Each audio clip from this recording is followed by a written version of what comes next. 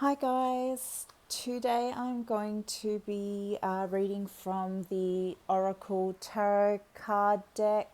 For no particular reason, I just picked it up today and I felt that this was an appropriate one to start with. So I've already pre-laid the cards out. So the first one that came out was Chance. So releasing the past and changing. So I feel that that's a really important card to start off with.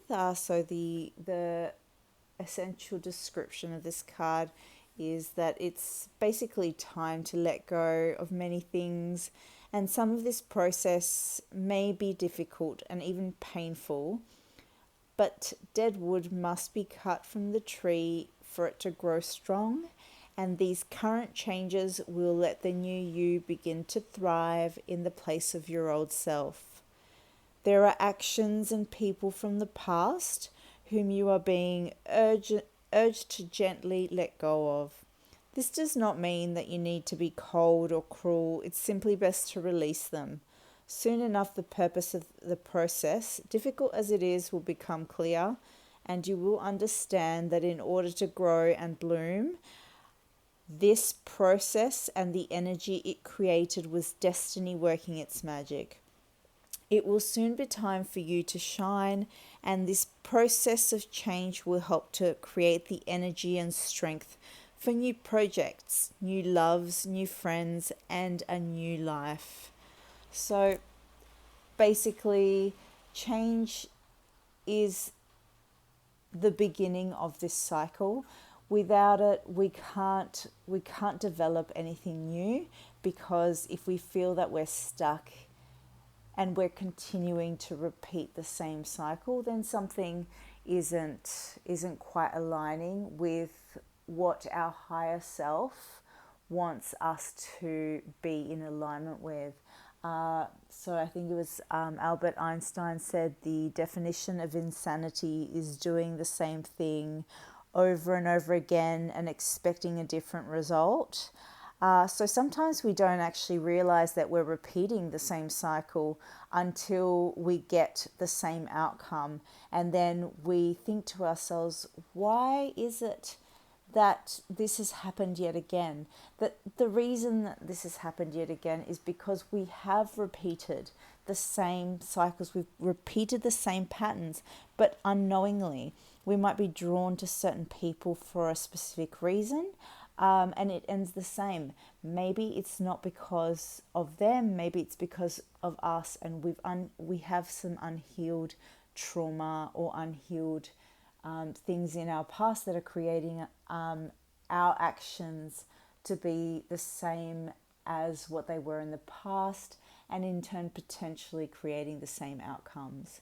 So change can be as simple as clearing out your room, start decluttering. When you release old things, you start to make way for new things. You're telling the universe that you're ready to receive something different. And don't be hard on yourself if it doesn't happen straight away, because it's a process and it's not easy. Yeah. So the next one that we've got there is strength. So I'll give you a little bit of a close up of that one. So courage, open heart. That's also part of the major arcana. And it's to be persistent and be gentle and approach the dangers that surround you with clear eyes, an open heart, and without fear. Look right into the heart of that which makes you most afraid, and disassemble your anxiety by true examination. Gentle persuasion will glean great rewards, and will as will courage under all circumstances. So when you feel that sense of anxiety, which can come from that initial change that you're making, just Analyze that. Analyze that anxiety. Think to yourself, why am I feeling that? Feel the emotion. See where it is in your body. And then tell yourself, and then ask yourself, ask your body, why am I feeling this way? What is creating this emotion? What is creating this discomfort? Talk to your body, because your body is aware. Your body's awake and it wants you to connect with it. The disconnection between our mind and our body is incredible. That is why we become ill, because we're not listening to our body. We don't listen to our body until it's too late. And that's something that we need to bridge. Our bodies are here to help us. They're here to provide a vessel for us to experience life. They're here to provide health, and it's heals. Our bodies heal themselves if we just listen to them. Listen to when they start to falter, or when you get sick, or when something doesn't feel right in your body. Pay attention to that. Be strong. Don't look at it as something negative. Don't feel sorry for yourself, because that's not what your body's asking. Your body's asking is yelling at you, basically, pay attention to me. So it comes with strength. We need to have that ability to, and also gently, of course, we have to be kind to ourselves, and forgive ourselves when we do accidentally maybe slip up on the things that we know we should be doing. So be forgiving. Obviously, emotions are extremely important in healing. They create a lot of discord within the body. Stress is an energy that can be very toxic when it is ongoing for a long period of time. So yes, don't allow yourself to punish yourself for not doing what you feel that you should be doing as well. So that also takes a lot of strength. And yeah, keeping an open heart is really important. Open heart for yourself, for your mistakes, as well as for new experiences. Yeah. So the next card we've got here is the new love energy. That is the One of Cups. So in regards to the One of Cups, it is the Ace of Cups. It is it indicates essentially a great surge in energy related to emotions and beginnings. So it's likely that you've encountered someone or something that has reawakened or re-energized you. There's a sense of fresh starts, new beginnings, overwhelming ambitions, and high hopes regarding a project. This can also indicate a huge rush to have children and get pregnant, and your sex drive may just be going through the roof. It's a hopeful card, but it's a passionate rush that needs to be tempered with a plan for the future. Harness this tremendous energy and watch the changes come. You'll be amazed, but do use discipline to direct the energy. It's not about holding back, it's about heading in the direction of your dreams. Wow, so this card is extremely important in the sense of when you're in a certain point in your life, let's say, you start to feel maybe the need to have children, or just do something different, whether it be, some people call it a midlife crisis, but that's not really what it is. I think it's more of an awakening. It's an awakening to what you've been doing is not necessarily bringing you happiness. It's not bringing you what you thought it would in life. Now, that's not necessarily a bad thing. I'm not saying, change everything you're doing, regardless of who you're hurting, just to make sure that you are experiencing those new emotions and the fresh starts that come with this. By all means, please don't leave your spouse or find somebody else, but experience something new. If you have a spouse, like if you have a partner, if you are feeling like you want to have children, or if you're feeling like there's something in your life that needs to change, explore that. Explore that with your partner.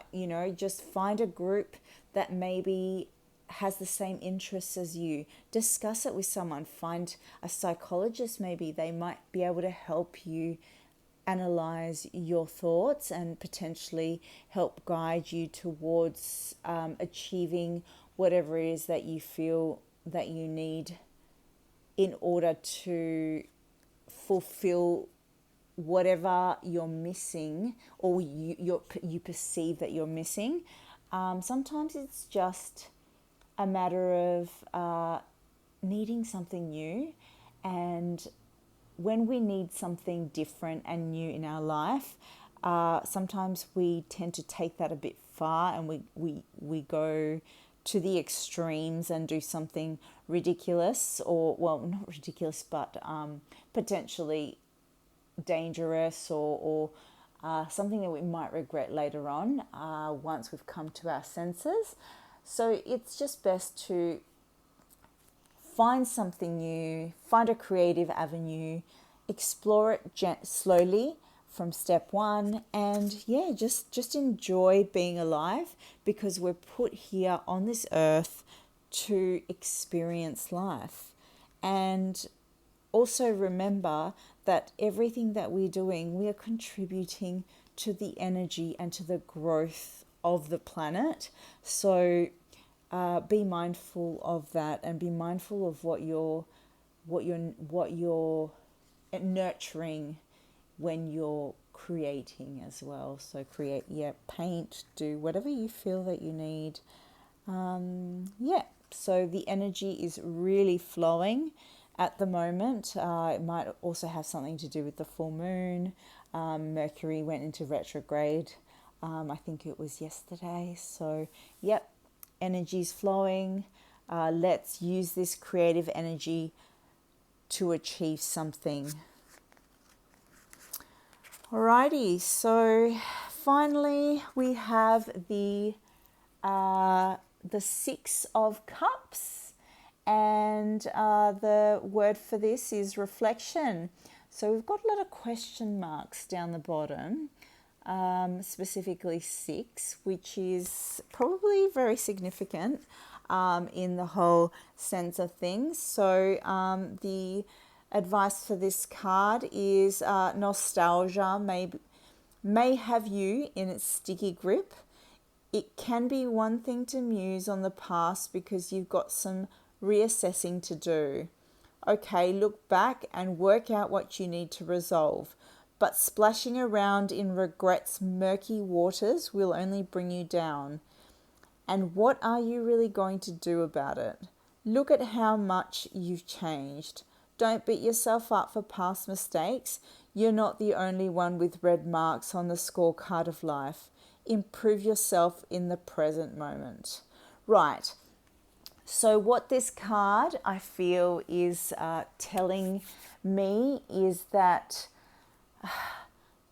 you've used the energy, so you've made a change, you've used your strength to guide you towards it, you have built the energy around it, you've done all these crazy things, whether you have or haven't or are going to, and then this one here is just basically saying, look, just reflect on what you've done, learn from what you've experienced, whether that be something that you're going to do in the future or something that you're going to do now.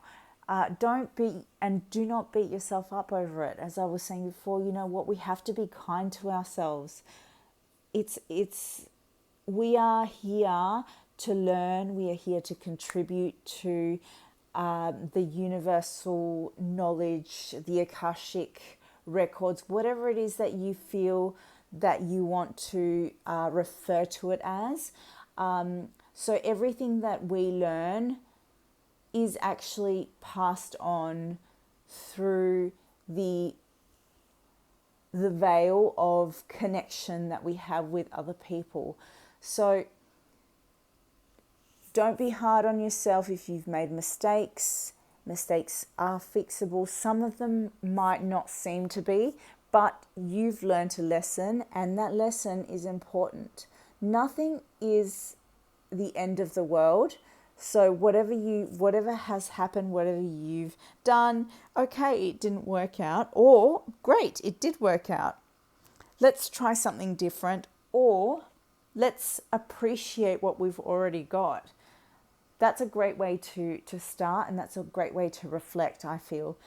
Let's reflect on everything that we've got at the moment, all the positives that we've got in our life, and appreciate that.